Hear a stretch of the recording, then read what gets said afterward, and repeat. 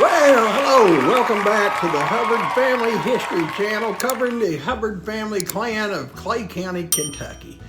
We're covering the our family tree here from pre-800 Viking times to 2024, over 1,200 years of the Hubbard family history.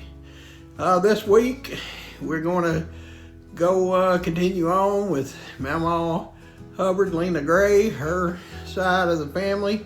We're going to cover the first half of 17 generations back, our 15th great-great-grandparent. And that's, for people of my generation, 17 generations back. Good Lord willing, next week we're going to finish up with generation 17 of the Grays, 15 great-great-grandparents.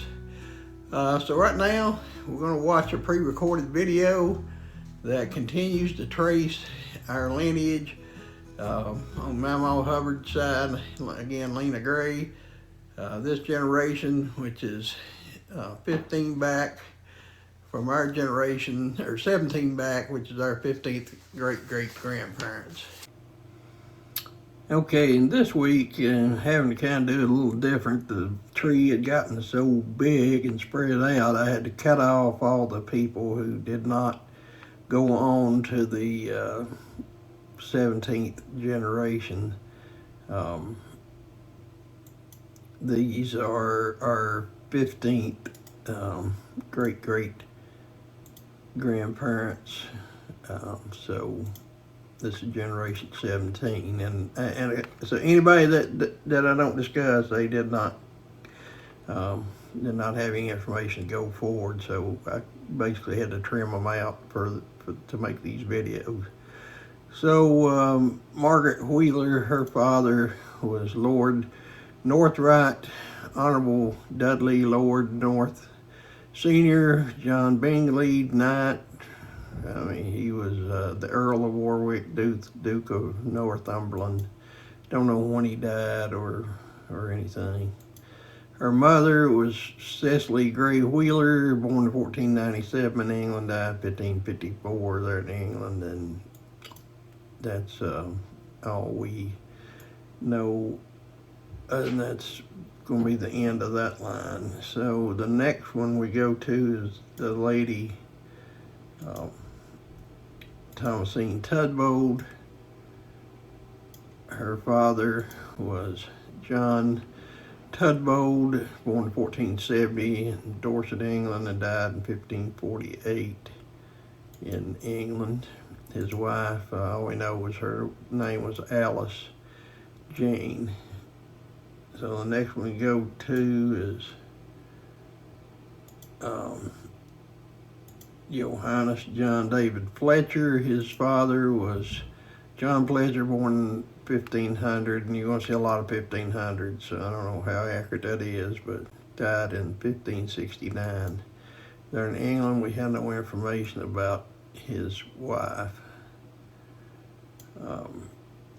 Next, we didn't have any information on Johannes' wife. The next one is Sir Peter York.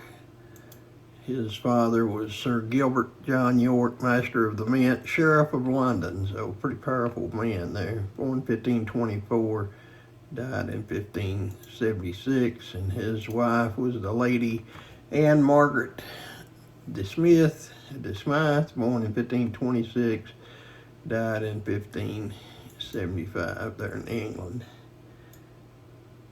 And like I say, it's getting kind of spread out. Sir Peter's wife, Elizabeth Ingleby.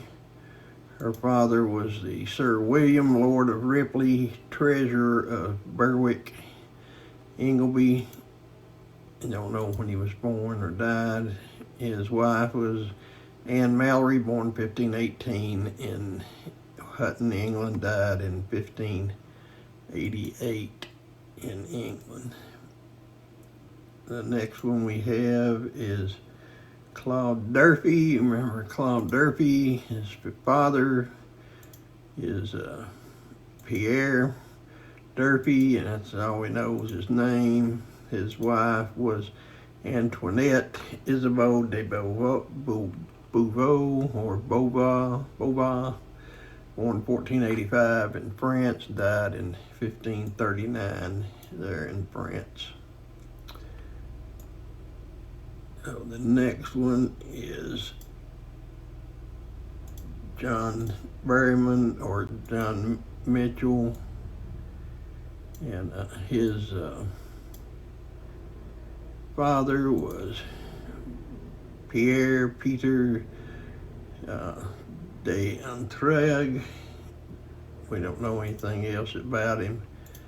His mother was the Dame Anne Mallet de Grable de Balzac, Lady of Rowan, Dame of Montague, Baroness of Entrant, and she's born in 1565 and died in 1525. I'm sorry, that was Jean de Balzac's, Jean de Balzac's parents, the wife of Claude Durfee there. Sorry about that.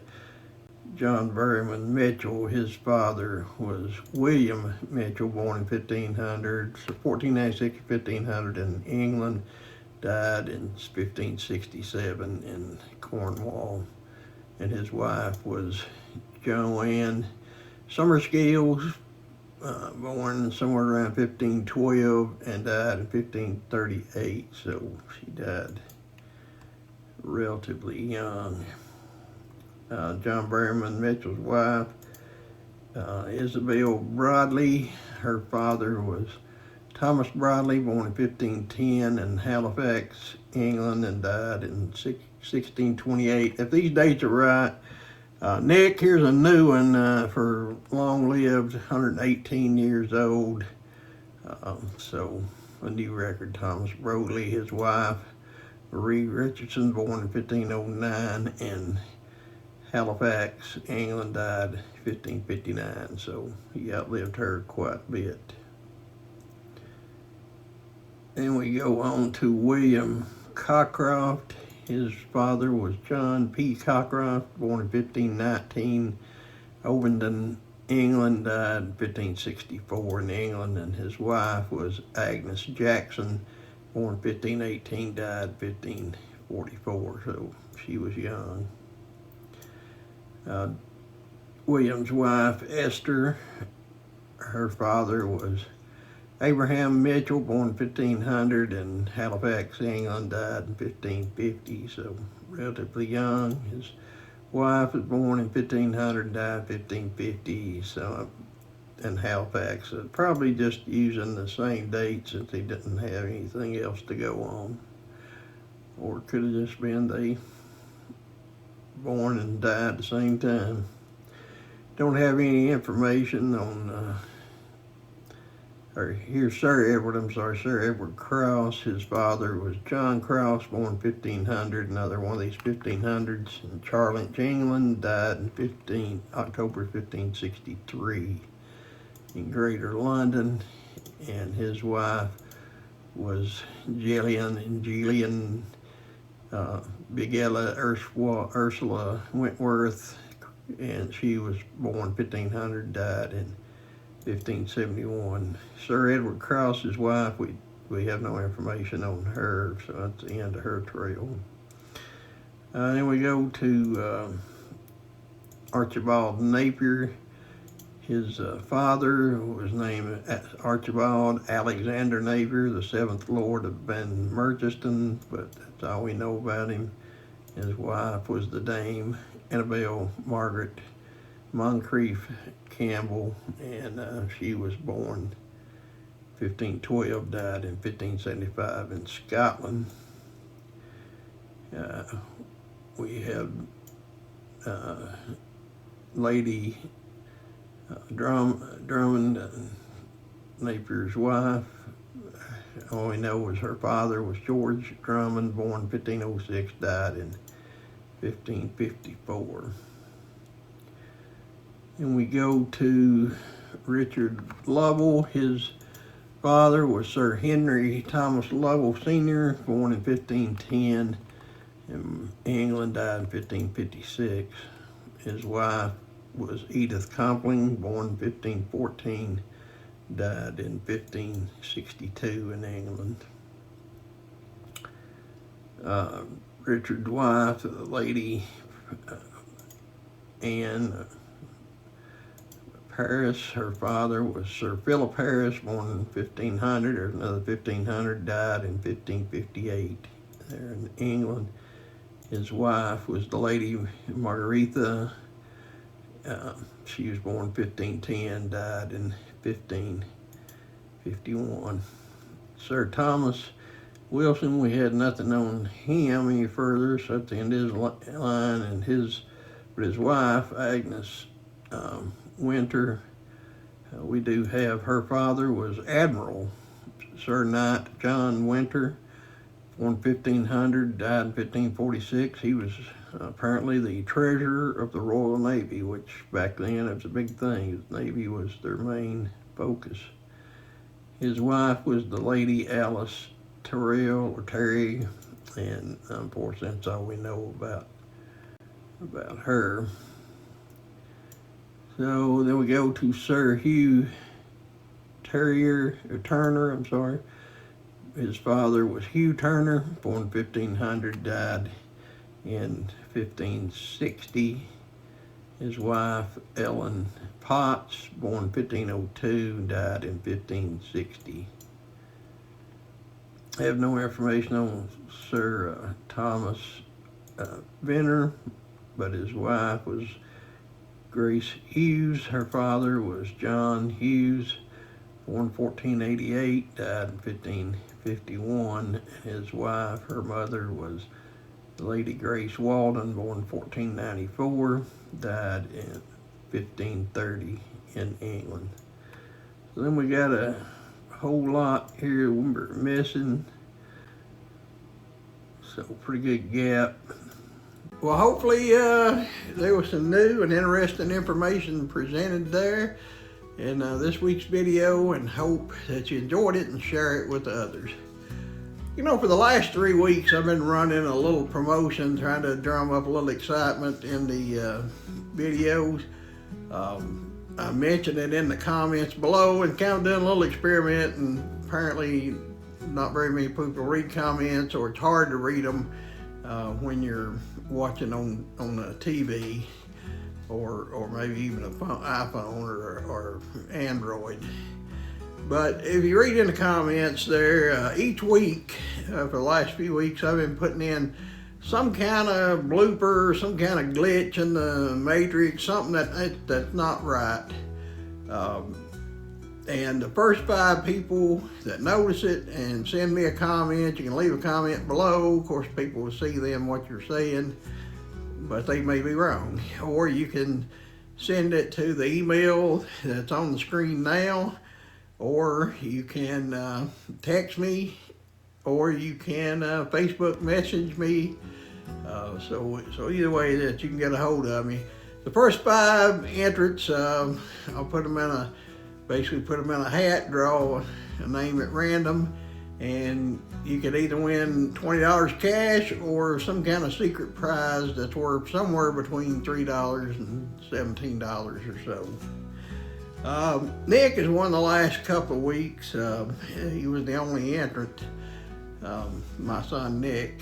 So, you know, like last week, the glitch was a picture of me between Cheech and Chong and their movie Cheech and Chong Up in Smoke, and just a picture out of that. The week before that, I was the picture of me on the moon or Mars or where it was, and then the week before that there was a picture of a clock on the wall that was turned backwards, and that was kind of a homage to Columbo, one of the best gotchas in a TV mystery like that. But so we'll check it out. Like I say, my email's on the screen.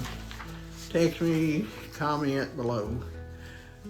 Here's a look at our newest sponsor, and we're glad to have them. It's the makers of Zap Zap energy drink, and they promised me it's made with real lightning, so all natural products. So let's give a watch.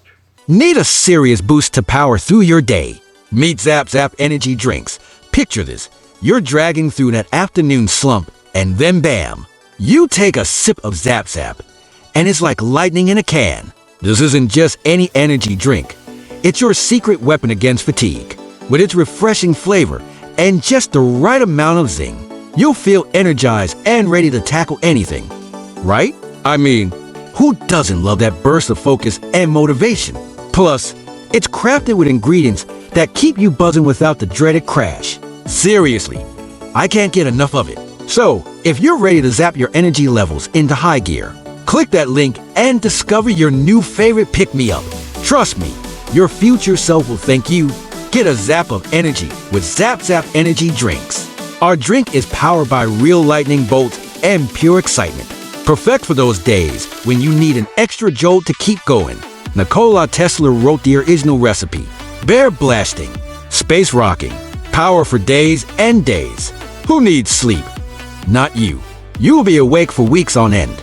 Not available in areas that outlaw use of real lightning for use in commercial drinks. Hopefully that was something that maybe if they make their product available in this area, we'll get to try it out and see what lightning in a bottle tastes like. Next week, get a little bit, like I say, we'll finish looking at the 17th generation of our 15th great-great-grandparents on Mamaw Hubbard, Lena Gray's side. I think the week after that, the generation 18 will only be one video, and then after that, the plan is generation 19, and it will be a pretty short video with a little more about where we're going from there. So until then, friends, stay safe, stay well, share us on Facebook, and whatever else you do, stay Hubbard. Peace out.